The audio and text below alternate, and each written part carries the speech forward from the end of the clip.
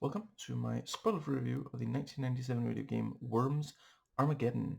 The episode is rated the game is rated for everyone, so will this video be.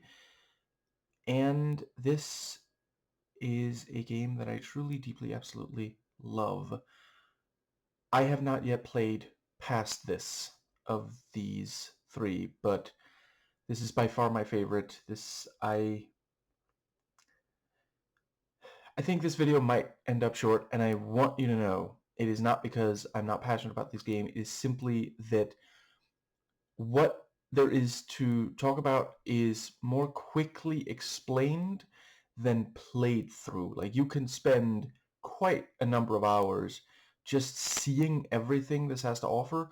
And as for whether there is a set number of hours after which you will eventually get bored with it, I mean, I haven't reached it. I must, over the years, have put in probably about 100 hours, and it's just the best. So I am going to try not to restate what I said in my videos on the first two, and instead build on, yeah.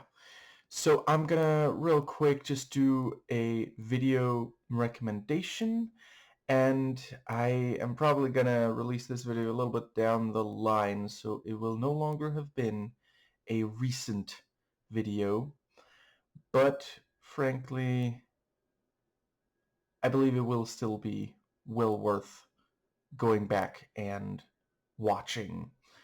So I found the One Dime video, The Truth About Communist Nostalgia, to be quite interesting.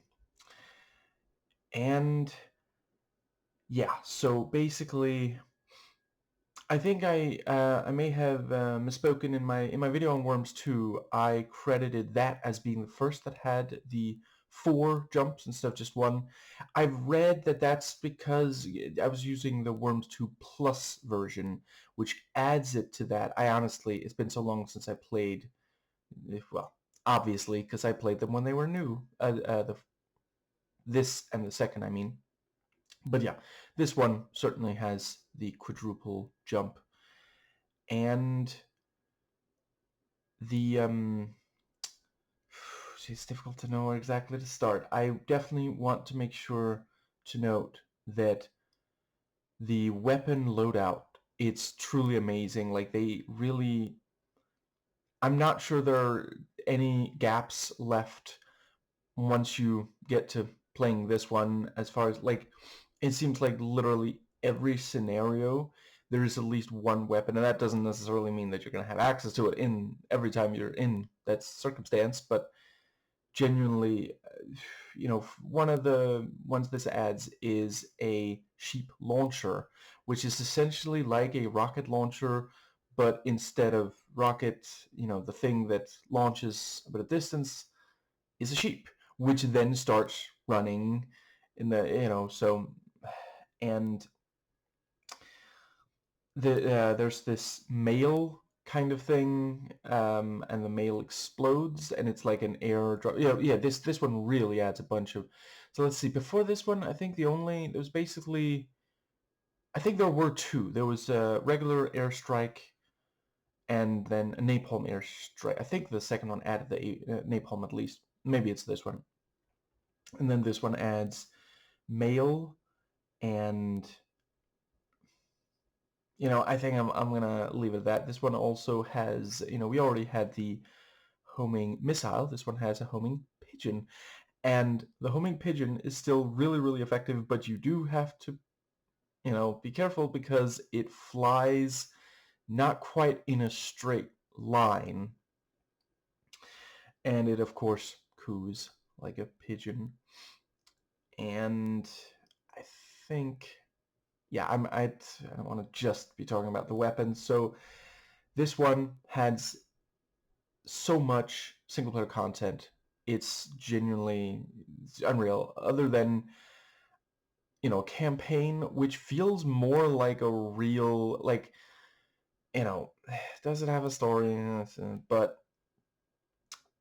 these games, in my opinion, at least these first three, not necessarily, they don't really need story, but they do feel more like, okay, this is actually a series of like missions. You know, this is a military campaign kind of thing.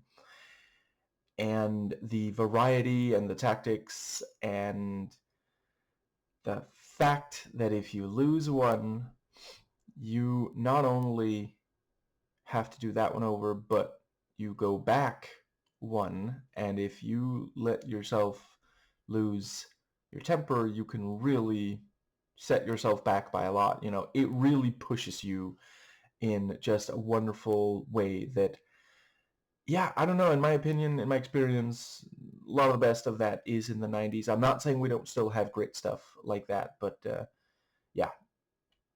And other than that, you have these sort of training missions.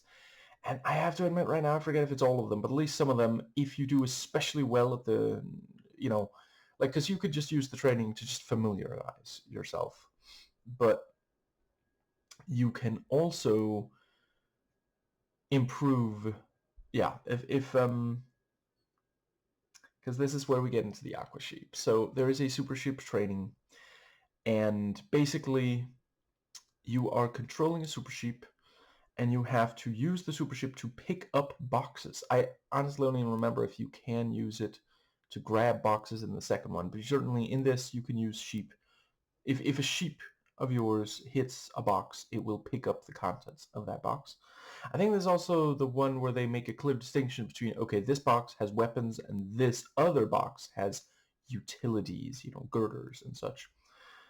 So, you know, you don't end up risking your worm's life for something that turns out to just be a girder or blowtorch or something.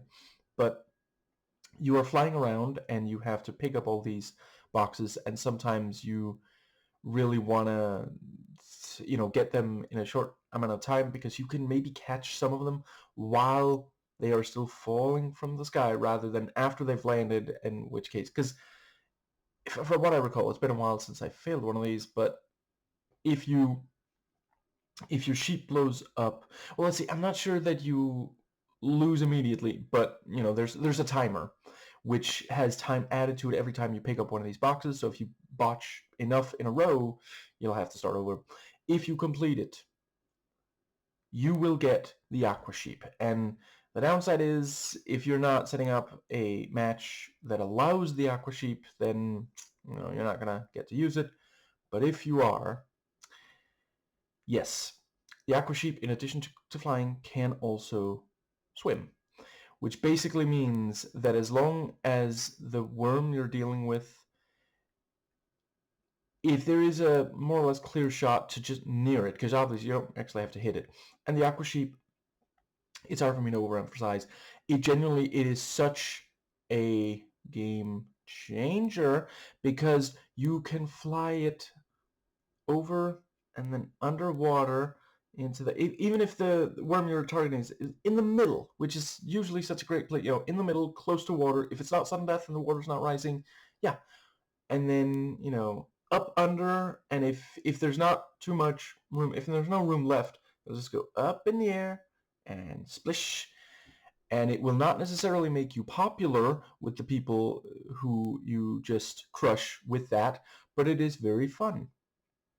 And I think that does more or less cover, let's see, this is also the one that adds the sort of sickness, and right now I actually don't even remember, is that only sudden death thing? I don't know.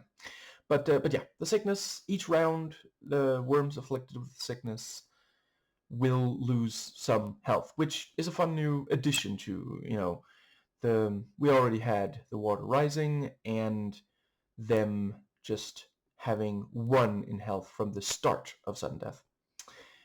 And sometimes you can have multiple sudden death things, so maybe the water's rising and there is the sickness, which, come on, you can get down with.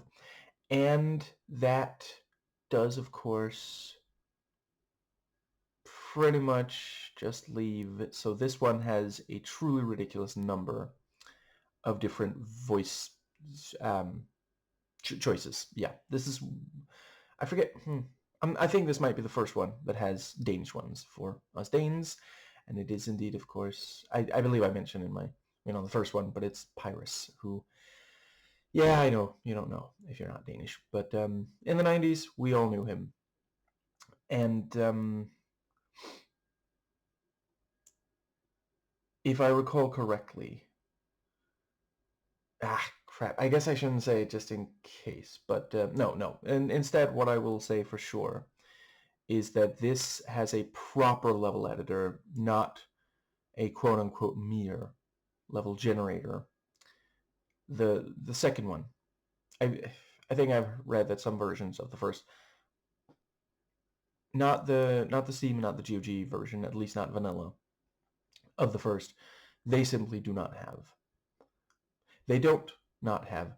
They don't have a level generator. The second one has a level generator. This one, you can literally craft your own level 100%. Just, yeah. And it is so much fun. I have spent many hours making levels because you can really finesse it into something fantastic. You can make something that is very difficult to maneuver, and thus it's obviously really satisfying. You can make something that is really open, so there's no cover or hiding, and just the poss the endless are possibilities.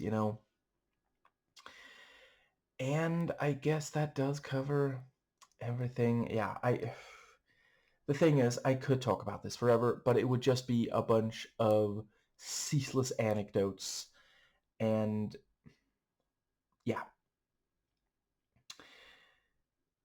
I rate this 9